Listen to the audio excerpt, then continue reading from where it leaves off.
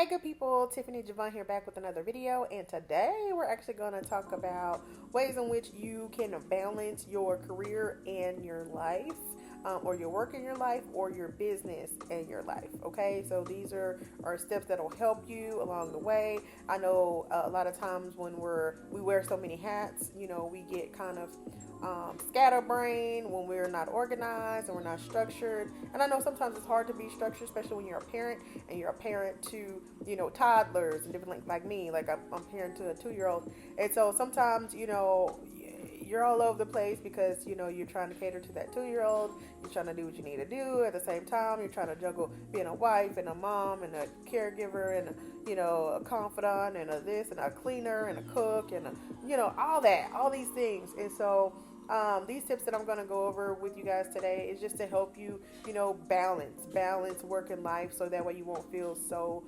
overwhelmed, because life can be overwhelming. Life be lifing for real, but it be lifing for everybody. So hopefully these tips and tricks will help you guys along the way. And without further ado, let's start with number one. I'm going to be looking to the left a little bit. I have my notes. My phone, yeah, I'm figuring out where the glare is coming from. My phone is actually the reason why I got glare. And I'm like, oh shoot, I need to put it on like dark mode or something like that. Ooh, that might be something. Okay, I'll do that next video.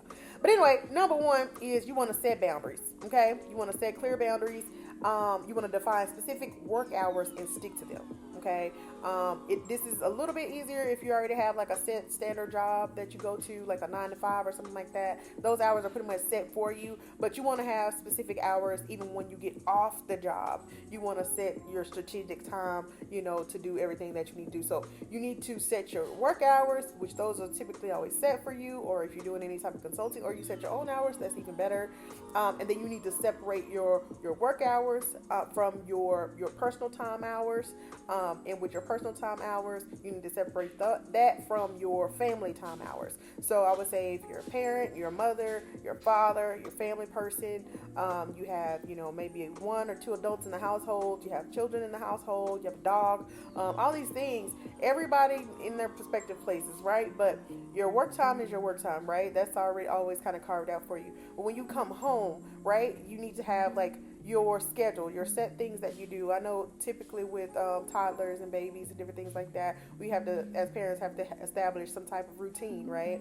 To help the babies kind of go to sleep and help them kind of get on a routine. You got to establish a night routine and help them, transition and get ready for bed and all that kind of stuff. So if you would set aside time for yourself, so let's say you come home and that's family time. So when you get off work, because you gotta maybe go pick up your child, you gotta come home, everybody has to get undressed or whatever, change their clothes, change into some comfortable clothes.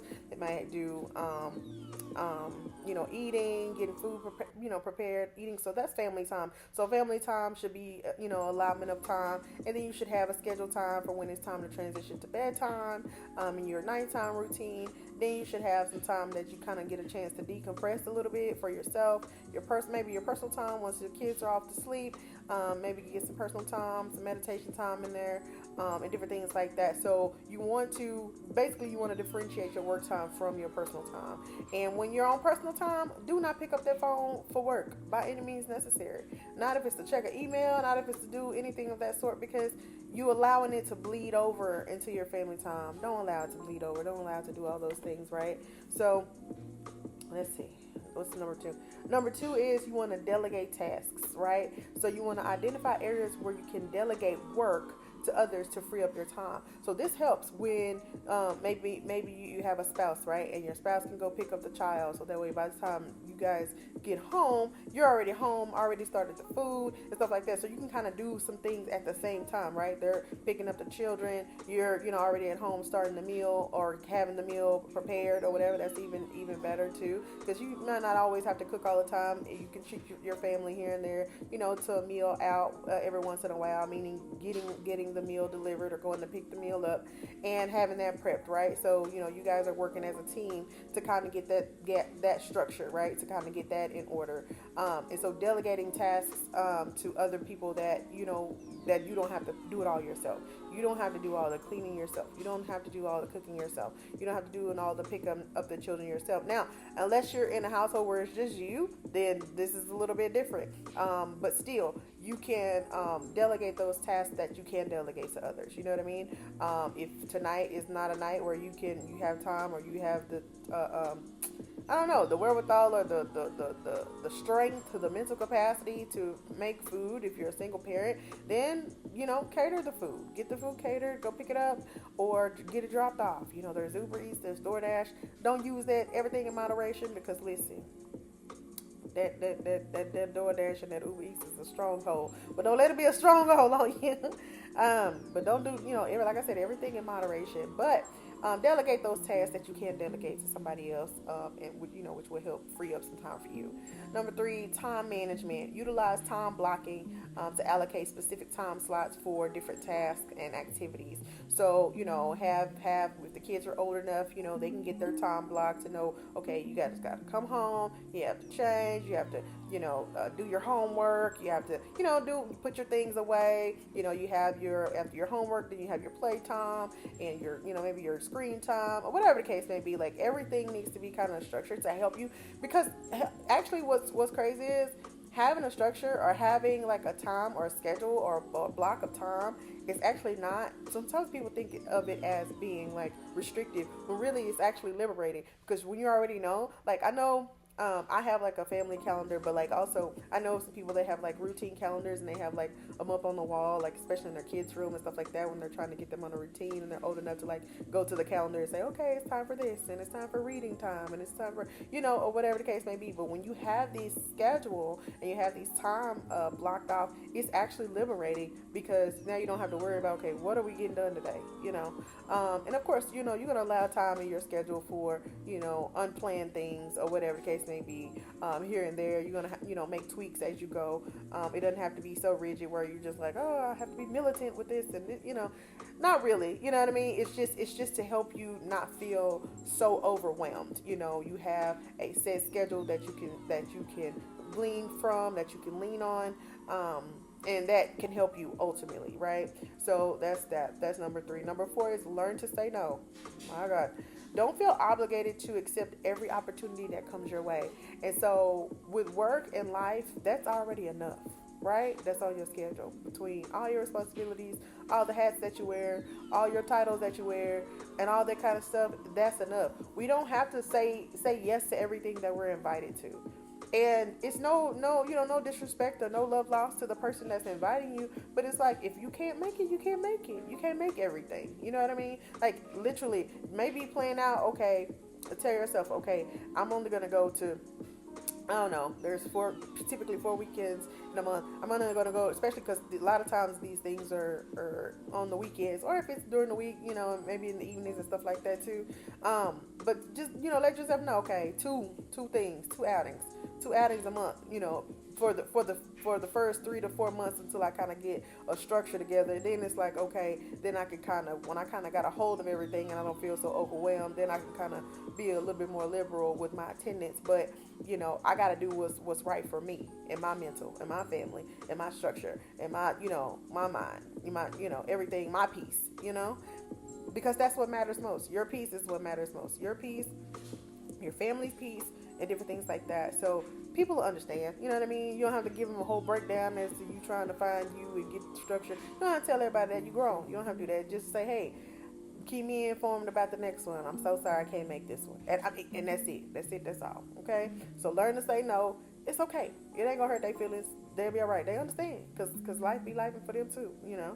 That was number 4. Number 5 is create a routine. So again, establishing a consistent daily schedule that includes time for both work and personal life. Okay, so we talked about that, setting boundaries, and cutting off certain things when you need to cut those things off, but also creating that routine so that way everybody knows, everybody in the family knows, because once you created this structure and you're doing it, for a length of time, everybody else kind of gets they adapt to it, and then when you change here and there, you can change here and there, but ultimately, then they'll start telling you, Mama, it's time for you to read to me before bedtime. It's time for bedtime. It's time for me to brush my teeth. I mean, they'll start telling you, and that's the power of routine, different things like that, where you're not the only one on the routine. The family learns the routine, and everybody can help each other, right? To not feel so overwhelmed. That was number 5. Number 6 is prioritize self-care. This is huge. It says make time for activities that help you relax and recharge, like exercising, like meditation, like taking a hot bath, like hobbies, different things like this that you can do, and you can exercise at home, you can do a hobby at home, you can take a hot bath at home, like do something for you so that way you can decompress. You can wash the day off, and that you can reset, recharge your mind, listen to some music, listen to the word of God. I mean, whatever helps you, to kind of decompress and just relax, relate, release. That's what you need to do. Okay, that's what you need to find yourself doing. So prioritize that. Prioritize making time for you. Okay, because we already stretched so thin. And I'm talking about being a woman and being a mama and being a wife and being a sister and being a friend and being a confidant and being a clean cook and a this and a that, and you the chauffeur and you the this. You need time for you. You need to make time for you. You make time for everybody else to make sure everybody else is good. You need to carve out just a little bit of time to make time for you. Okay? That was number 6. Number 7 is you want to find hobbies. You want to engage in activities outside of work that bring you joy and help you de-stress. De-stress. Might be going for a walk with your coworkers or with whoever, with your friends or whatever case may be. You want to find time throughout the day that you can de-stress. Okay, you want to find hobbies, find things that you like doing, whether you like reading, whether you like listening to a podcast, whether you like, whatever you like doing. Watching a couple of DIY videos on YouTube and learning how to do a new task, learning how to do a new skill. Make time for you. Make time for you. And the last one is you want to build a support network, and your network is vital. It's so vital, and it's so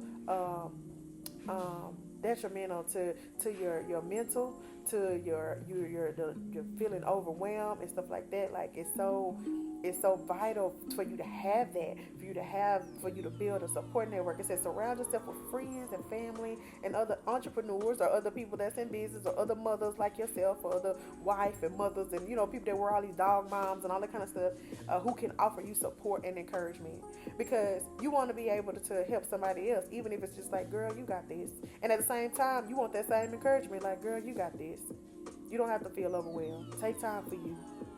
And at the same message you need to be preaching to yourself, you need to be preaching to the sister next to you or the brother next to you, because life is happening for everybody. And so I hope you guys learn these key points that you can utilize to help you, be able to balance between work and personal, work and your life, and actually it's your life and then work, because your life is not going to stop.